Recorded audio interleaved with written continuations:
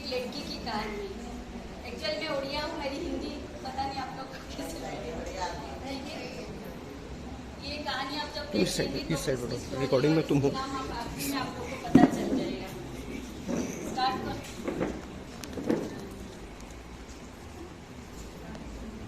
राहुल, तुम फिर से आ गए यार। यार, मैंने तुम्हें कभी प्यार नहीं किया। इंजीनियर हो तो क्या हुआ, और कोई लड़की मिल जाएंगे यार। छोड़ो छोड़ो मेरा हाथ। तुम्हारा हिम्मत कैसे हुई मेरे हाथ पकड़ने के लिए? आइंदा अपनी शकल मुझे मत दिखाना। चल। मम्मा प्लीज जल्दी से टिफिन दो ना यार, मुझे कॉलेज जाने के लिए लेट हो रही है। फिर से काला टीका? मम्मा ये नजर वजर कुछ नहीं होता है। Okay bye. राहुल, तुम फिर आ गए। क्या है तुम्हारे हाथ में? तुम मुझे ऐसे घूर क्यों रहे हो? क्या है बत? राहुल नहीं, पापा, मम्मा, कोई मेरे पापा मम्मी को प्लीज फोन करो। पापा नहीं।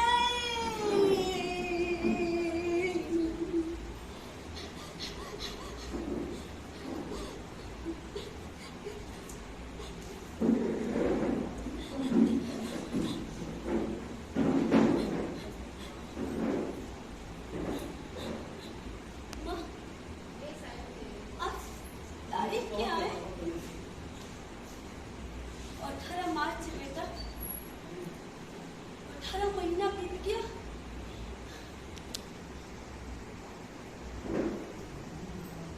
नहीं, ये टूटा हुआ शीशा देख रहे हैं आप? ऐसे ही बिखर सी गई मेरी जिंदगी। चुन्नी बांध के रहती हूँ मैं। शर्मिली भी नहीं थी मैं, बहन जी भी नहीं थी मैं। देखना है मेरी असलियत, देखो।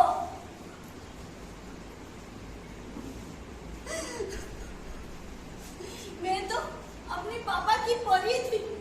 मेरे पापा मुझे बोलते थे तू तो मेरी परी है। ना जाने वो दिन कहाँ से वो इंसान आया, मैं कुछ समझ ही नहीं पाई। वो मेरे ऊपर बहुत जलन हो रही थी, मुझे बहुत जलन हो रही थी। मेरी स्किन ऐसे टपक रही थी जैसे कोई मोमबत्ती हो।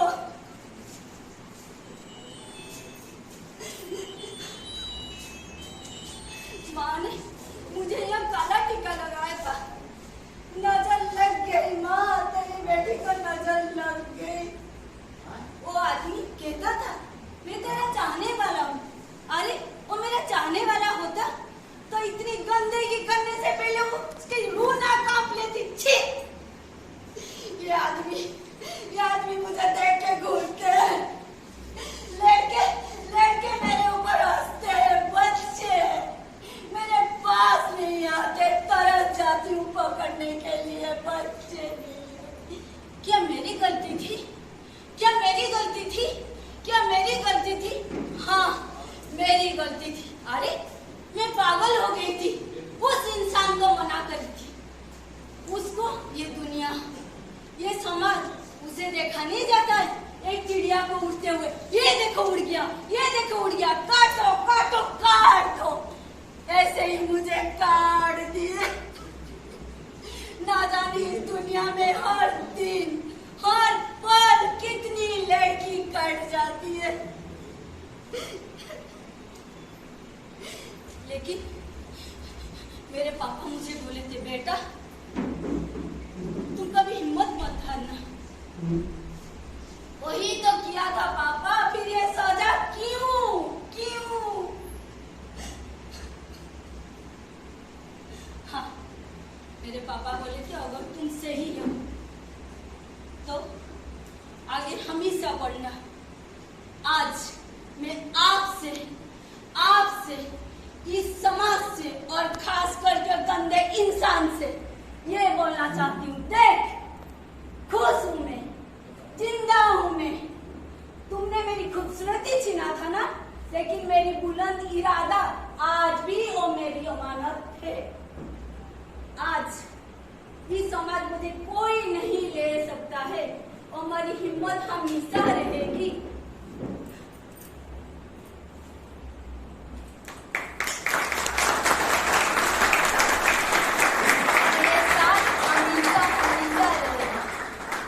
हमारी जो भी इतनी सारी बातें हुई है ना, इन सभी में फैज की शायरियाँ, फैज की लाइन सबसे ज्यादा प्रासंगिक मुझे लगता है। फैज ने कभी लिखा था जब पाकिस्तान में थे, जब फौजी डिक्टेटरशिप से वो बहुत अजियत हो गई थी, बड़े परेशान हो गए थे, बहुत व्यथित थे। तब उन्होंने बहुत परेशान होकर के कुछ लाइन लिखी। ने कहा था, ये दाग दाग उजाला, ये शब वजीदा सहर।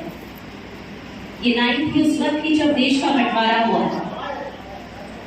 ये दाग दाग उजाला, ये शब वजीदा सहर। शब वजीदा ऐसी रात जिसकी सुबह नहीं दिख रही हो, वो इंतजार था जिसका, ये वो सहर तो नहीं। हमारी भी सहर वो नहीं जिसका आईना दिखाया गया था और शायद जिसका वादा किया गया, लेकिन फिर भी वो निराश नहीं थे। उनके दिल में कहीं ना कहीं कोई आशा जरूर थी, और वही आशा हम सभी को रखनी चाहिए, हमारे संगठन के साथ और हमारे सबसे प्रबल सेनापति के साथ भी। उन्होंने कहा, हमसे ज्यादा विनोद जी को जानते होंगे।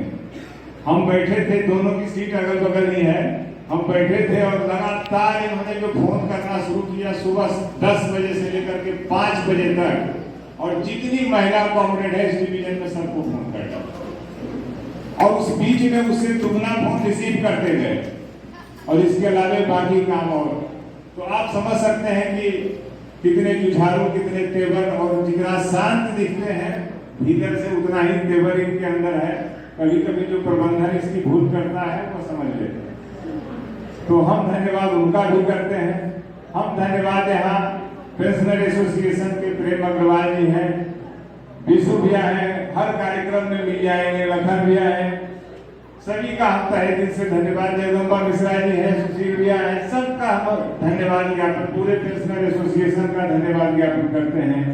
हम धन्यवाद ज्ञापन करते हैं अपने स्वच्छता साथियों का, महिला साथियों का, अपने जो शीतल जी हैं, माली यहाँ कार्यरत हैं, लेकिन पीडीआईए का कोई भी कार्यक्रम हो सब में उनकी उपस्थिति रहती है। हम सबसे ज्यादा मतलब जो जरूरी हो, अच्छा हमें जानकारी नहीं थी, जबलपुर की 3 कॉमरेड भी यहाँ आई हुई हैं। जमशेदपुर सॉरी, तो जमशेदपुर तो चुके हमारे ही पड़ोस में है, जमशेदपुर को हम अच्छी तरह से जानते हैं। तो मैं आपका भी धन्यवाद अर्पित करता हूँ कि आप बनारस की धरती पर आई और हम लोगों के बीच में आए। इनका पत्ता पे इनका जो यशस्वी भाषण है, इस पूरे नॉर्थ सेंट्रल जोन में किसी के पास नहीं। तो हम लाभान्वित हुए, हम इसलिए लाभान्वित हुए कि उन्होंने बहुत मेहनत से, बहुत समय निकाल करके हमारे बीच अपनी उपस्थिति दर्ज कराई। साथ ही हमारे लिए 1-2 दिन का समय बहुत कठिन होता है, लेकिन आप जहां जाइएगा वहां पाइएगा कि तर्ज पर आप कहीं चले जाइएगा मैडम को जरूर पाइए। क्या बात। तो आप सोचिए कि कितना कठिन काम इनके लिए होता होगा। आप बरेली चले जाए, वहां भी आप किसी भी जगह पे चले जाए, हर जगह इनकी उपस्थिति होती है। अभी हम लोग कलकत्ता में थे, वहां भी 4 दिन वैसे ही उपस्थित थे। तो हम तहे दिल से इनका धन्यवाद अर्पण करते हैं। हम मैडम कुसुम वर्मा जी का बहुत बहुत आभारी हैं, बहुत दिल से धन्यवाद अर्पण करते हैं। हमें याद है कि पिछला महिला अधिवेशन जो वहाँ प्रांगण में हुआ था उसमें भी ये उपस्थित थी, और पीडीआईए को जब भी इनकी जरूरत पड़ी इन्होंने अपनी उपस्थिति दर्ज कराई है। हम मैडम मोहंती जी का, जिन्होंने इस समान बाधा जो एसिड अटैक था, उन्होंने बहुत ही कम समय में एक ज्वलंत समस्या, जो सबसे बड़ी समस्या जो मैडम ने बताया, यह एक ऐसी समस्या है जिसका सामना सिर्फ महिलाओं को करना पड़ता है, और उस विषय को 10 मिनट में हम लोगों के बीच रखा। और हम समझते हैं कि जो उनका प्रेजेंटेशन था बहुत ही बेहतरीन था, और उससे महिलाओं को नहीं, यहाँ बैठे पुरुष आदमी को सीखने की जरूरत है और सिखाने की जरूरत है, क्योंकि ये नाटक, ये लघु नाटिका उनके लिए थी।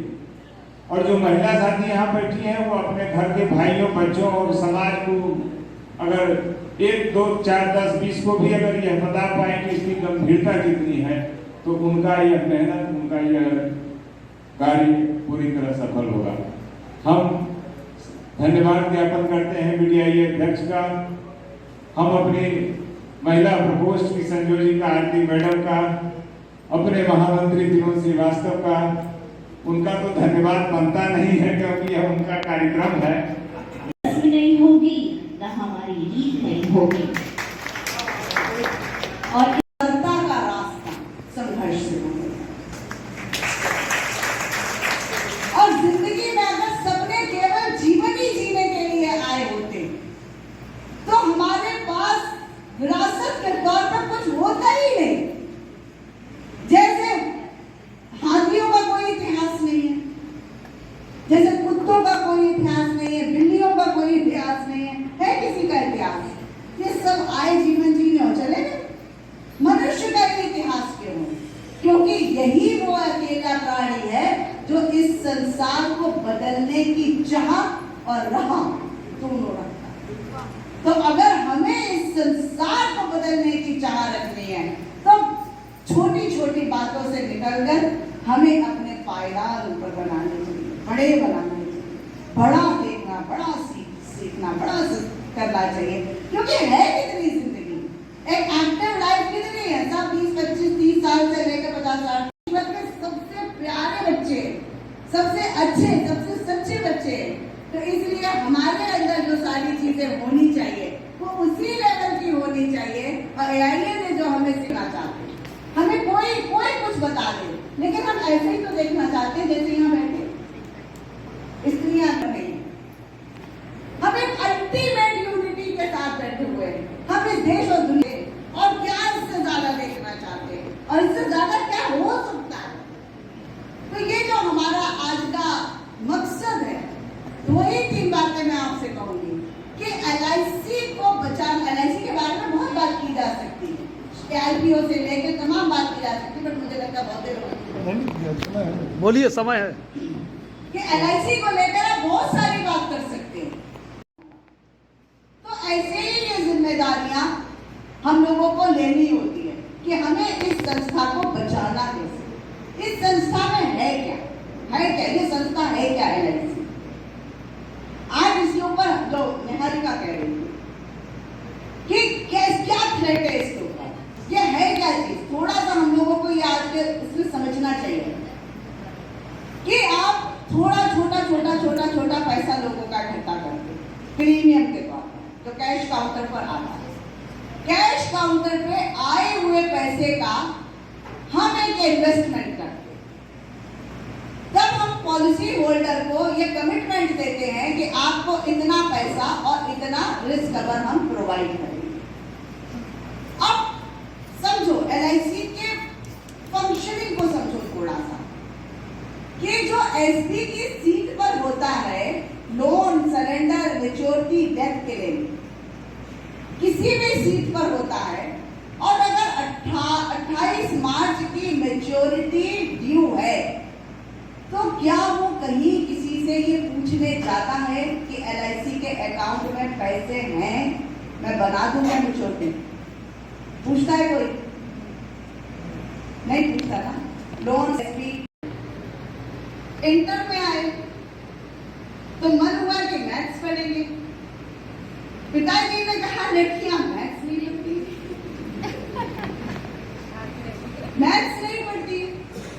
हमें लगा यार हमारा दिमाग तो सही काम करता है, तो लड़कियां मैथ्स क्यों नहीं पढ़ती है?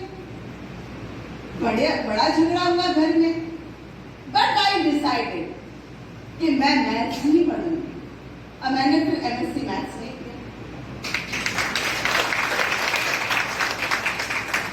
बचपन था तब मोबाइल टीवी तो इतने होते नहीं थे कि आप इंटरटेन करो, हर बात में यही होता था। तो बच्चे क्या खेलते थे? जो पुराने लोग है वो जाते हैं सड़क पे पहिया चलाते थे हम लोग, है ना, कंचा गोली खेलते थे, गुल्ली डंडा खेलते थे, और घर में गुड़िया गुड़िया खेलते थे। तो गुड़िया में मजा आता नहीं था, गुड़िया तो खुद ही है हम। हमेशा यही बात होती थी, लड़कियां पहिया नहीं चलाती हैं, लड़कियां गिल्ली डंडा नहीं खेलती हैं, लड़कियां कंचा गोली नहीं खेलती हैं, लड़कियां पतंग नहीं उड़ाती हैं।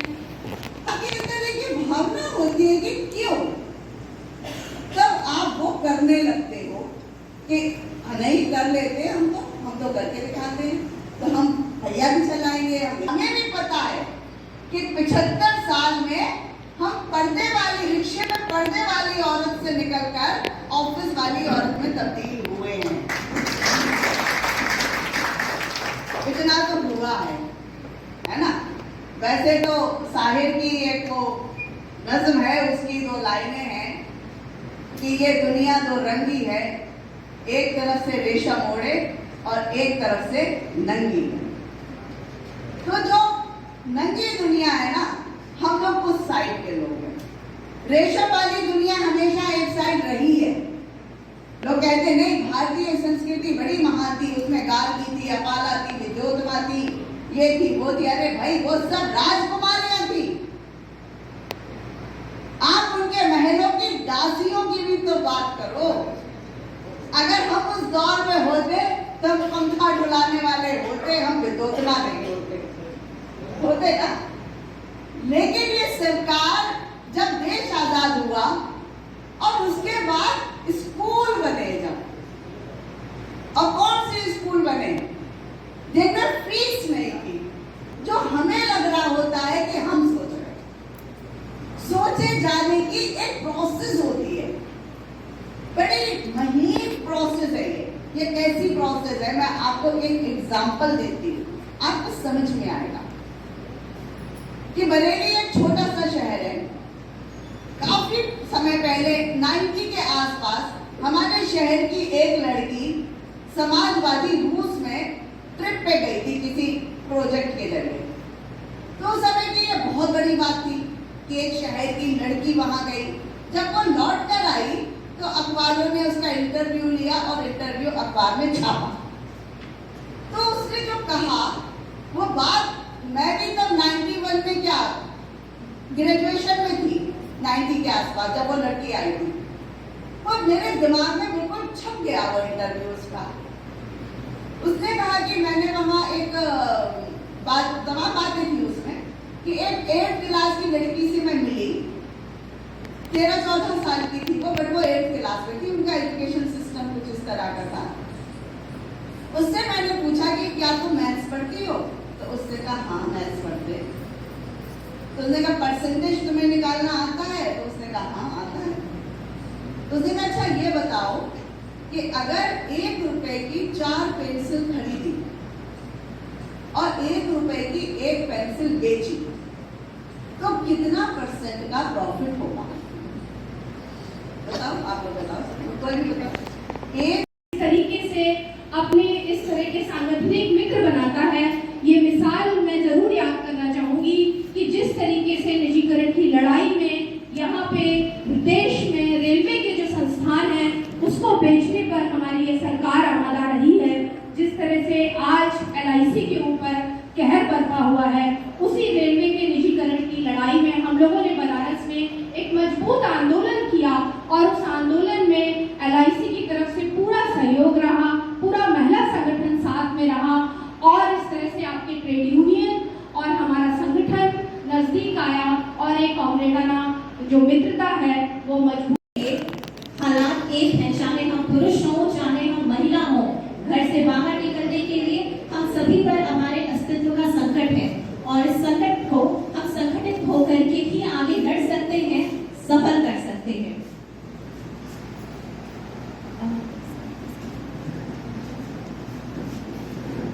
और इसके बाद जो हमारे वर्कशॉप का मुख्य आकर्षण केंद्र है, हम हमारी गीता शांत मैडम से आग्रह करते हैं कि वो आए और हम जब इतने ढेर सारे लोग, मैं अपनी व्यक्तिगत बात बोलूं, आपका वीडियो देख करके मेरी मम्मी भी बड़ी प्रेरित हुई। उन्होंने कहा कि मैं खुद जा करके सुनना चाहूंगी और ये बड़ा ही अच्छा सहयोग था कि आपका आगमन वाराणसी हुआ और हम चाहेंगे ज्यादा कुछ ना कहते हुए आप मंच पर आए और हम सभी को अपनी शब्दों से अनुग्रहित करें। जोरदार तालियों से आप मैडम के भाषण रिकॉर्ड कर लीजिएगा। शुभम की मेमोरी कम है, रिकॉर्डिंग आप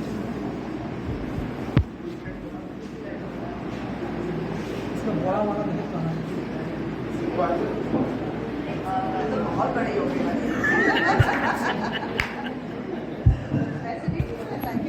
हाँ, ऐसे दिख नहीं रही हूँ क्या?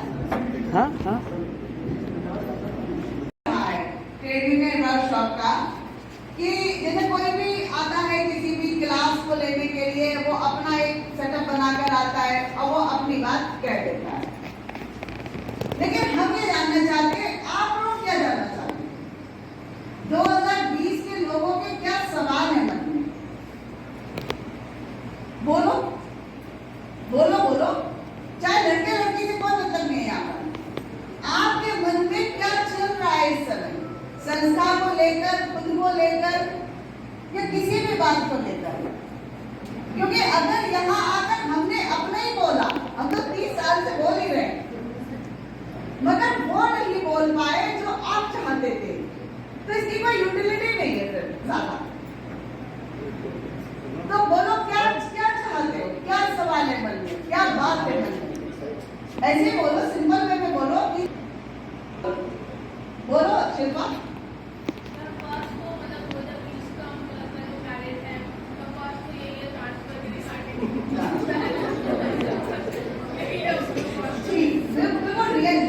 ग्राउंड रियलिटीज की एड्रेस होनी चाहिए, फोकस होनी चाहिए। ठीक है, वेरी गुड। और किसी के मन में कोई बात इसके अलावा? और बात किसी के मन में कोई बात ही नहीं है क्या? मन खाली है, कोई सवाल नहीं है? मैडम, हमारे संस्था के अस्तित्व का, संस्था के अस्तित्व का और कोई बात? इधर से हाँ, मैडम, जब हायर अथॉरिटी मैनेजमेंट के साथ हम लोग काम करते हैं तो उनका एक दबाव, प्रेशर हमारे वर्किंग कल्चर पे अलग होता है, खासकर पुरुष महिलाओं पे बराबर सा नहीं होता है। हम लोग दोनों मतलब उनको सही, उनके प्रेशर में हम काम करते जाते हैं और बहुत ज़्यादा प्रेशराइज होते रहते हैं। तो उनको कैसे हैंडल किया जा सकता है हायर मैनेजमेंट को, खास करके महिला जिस प्रेशर में है, बिकॉज उनको घर जाने जल्दी होता है या जो भी है, काम के साथ उनको डील करना भी है, यूनियन के साथ मिलके यूनियन एक्टिविटीज में कैसे साथ दें उनका, और वही है। मैनेजमेंट को भी हैंडल करना जरूरी होता है। ये सारी बातें हमारे साथ गीता मैडम हैं, वो तो और भी बेहतर ही बता पाएंगी। बस मैं शायद 2 पंक्तियों से अपना भाषण बंद करना चाहूंगी। वो और ज़्यादा डेडिकेटेड है सारे यहाँ महिलाएं जहाँ हैं यहाँ पे।